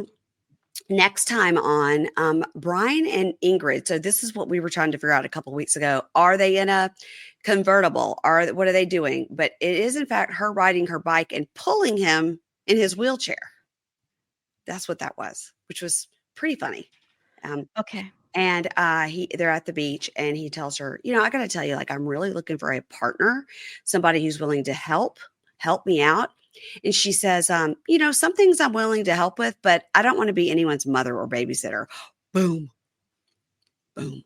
Yeah. She told him. And also he said he's completely independent and does everything by himself and doesn't need help. He doesn't need help. And so then we see Lauren, who's in a real get up. He tells, it's like a costume what he's wearing. He's wearing like a floral short sleeve shirt. Looks like he's going to a Halloween party, but I don't know what he's dressed as. Yes, and a bright yellow tie. So Lauren tells, it looks to be her mother and her sister, that Faith is his life. And Mom says, oh, he's very handsome. Oh, God. He's going to be like, marry me. And drops down to one knee with the ring. And Faith says, my family is very charmed by Lauren, but they don't know what's really going on. And then she tells what maybe is her sisters. She says, do you know the illness of the whores? It is so funny. Oh, my God. On Pillow Talk, Kimberly and Misha were together. Oh. And Kimberly goes, that's in the Bible. Misha goes, yeah, I mean, they do talk about whores in the Bible. That's true. Is Misha so into the Bible? Yes. Oh, God, that was funny. Okay. Production continues to try and find Joe. And now we meet Magna, And she says, I have issues with trust and we need to talk face to face. And the first thing I noticed about her is she has very tiny teeth. Oh. Very tiny teeth. I noticed some tattoos on her shoulder, like, yeah. Or it was a filter. No, she had tattoos. She's got tattoos. And like, does she have like a birthmark on her face? I feel like she had like a mole by the side of her lip. Okay. She's very pretty. No, she's gorgeous. And, but her she's body. Also 23. 23 wants to be a mother right away. So, Vanya is out with Bojo's friends. And she's, kind of joking around. She goes like, I didn't come here to be in the friend zone. Like, he hasn't even kissed me. And Bojo says, yeah, sometimes you're a little bit too rushy.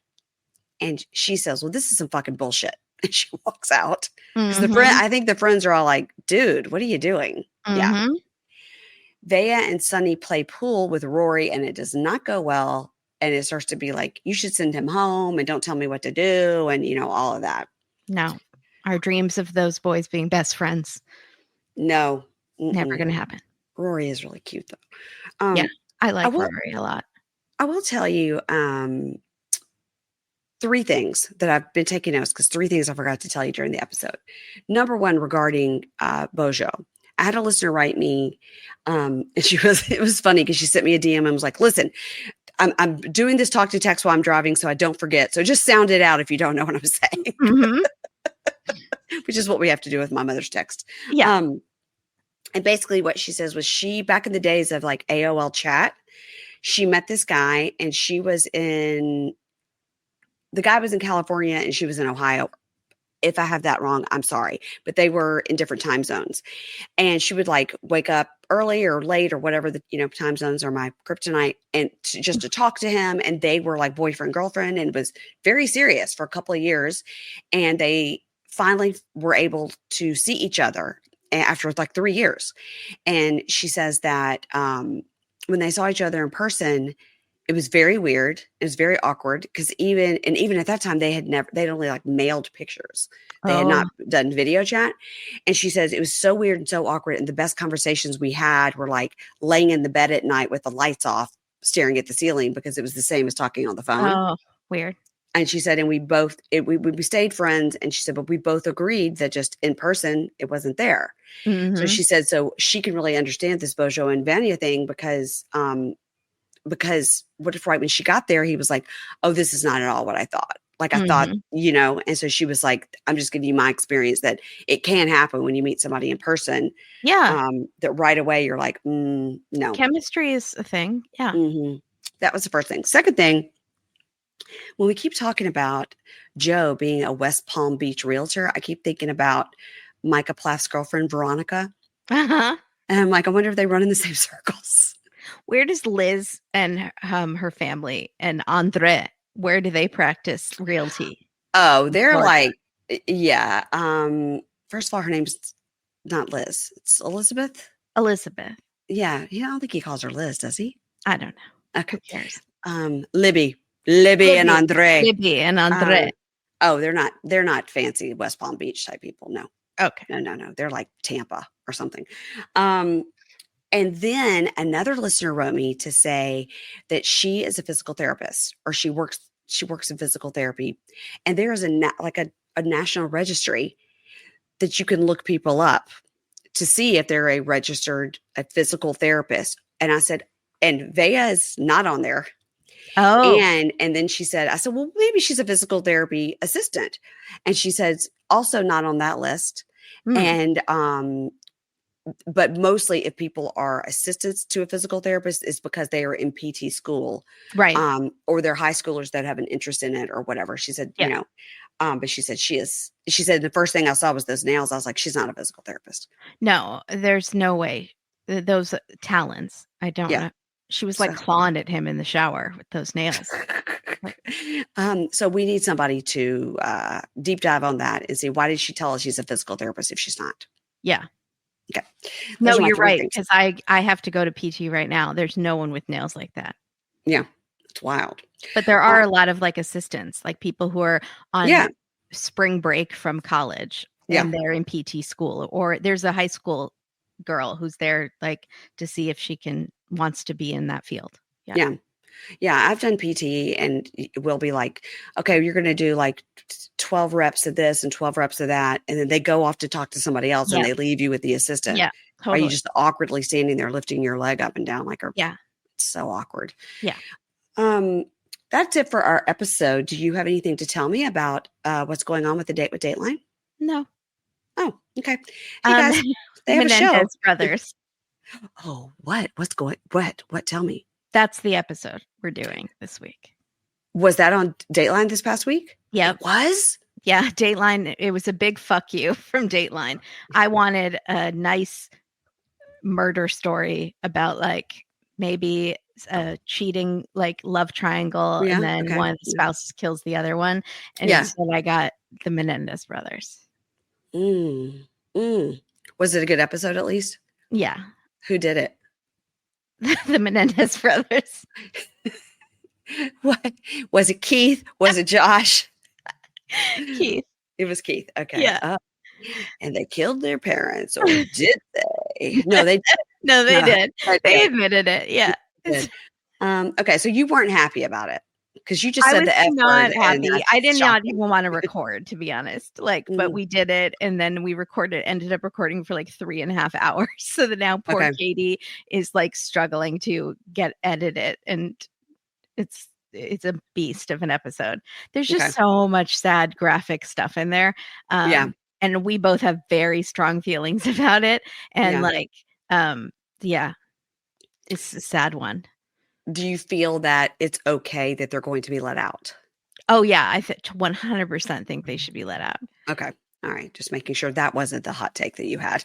No, I think they were like tortured by those parents. Like it's horrible. Yeah, it's horrible. And there's a lot of proof that Dateline didn't even know that there's so much proof that they were abused. Like, yeah. Oh yeah. I agree with you. You shouldn't kill your parents, but like, I think they were in like a trauma situation, like where they felt like they had no choice. And I think that was not understood back then. And it's only just starting to be understood now. Like, when you're being abused for a long time, how it changes your brain chemistry and like makes you think you're in danger, even if the person's not even in the room with you right now. Like, so I think, yes, for sure they should be let out. Okay. Well, she didn't sell it very well, guys, but it is a podcast called A Date with Dateline that covers Dateline episodes, and it is very good and very funny. And I listen every week, even if I haven't watched the Dateline, but usually I try to watch Friday's Dateline so that I can know. And by the way, the one you guys had this past week about Dyersburg, Tennessee, I was dying. Dyersburg, Tennessee. So I texted my friend, and she was like, those two people were not swingers. And that was a defense made up by the prosecution. And they, that was made up by the defense, to say that those people were swingers, but they were not swingers. And I was like, maybe, but you wouldn't know. Unless your friend is a swinger with them, she might not know. We don't know everything about our friends. She said that the defense came up with that swinging thing. I was like, there's a lot of details about the Pink Pool Club and whatnot. The judge knew about the swinging. The host of that Halloween party knew about the swinging. Yeah. Anyway, you know what?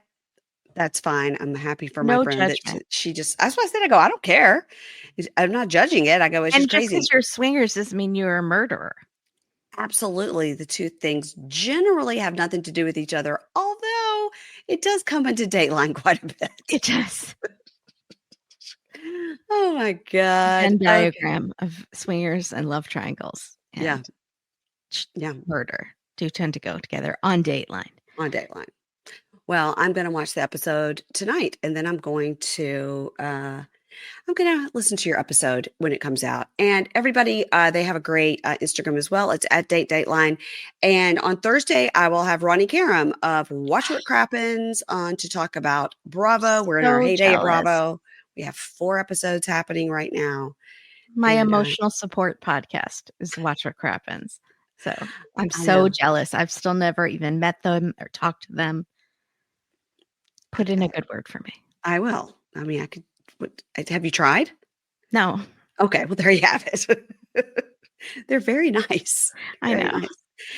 So that'll be a great episode on Thursday. And then this weekend, I'll be wrapping up 90 Day the Other Way with Amy. And then we'll be rolling into 90 Day Last Resort on Prime. I have a couple of bonus Prime episodes coming up on the $10 level for all the people that joined for Love is Blind. I won't leave you hanging. We'll be putting some other $10 stuff out there.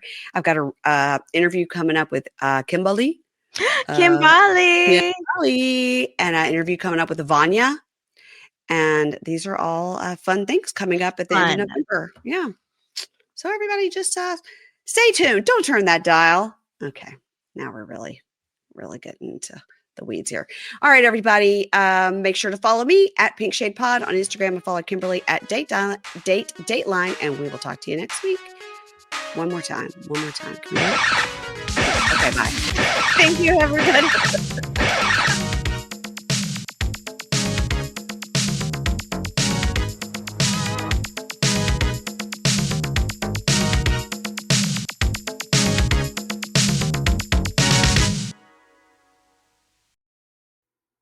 Ads not read by me, Mary Payne, don't necessarily reflect the views of Pink Shade. If you'd like to listen to ad-free, you're going to go on over to Supercast or Patreon, and you can find the links to Pink Shade Prime at pinkshadepodcast.com.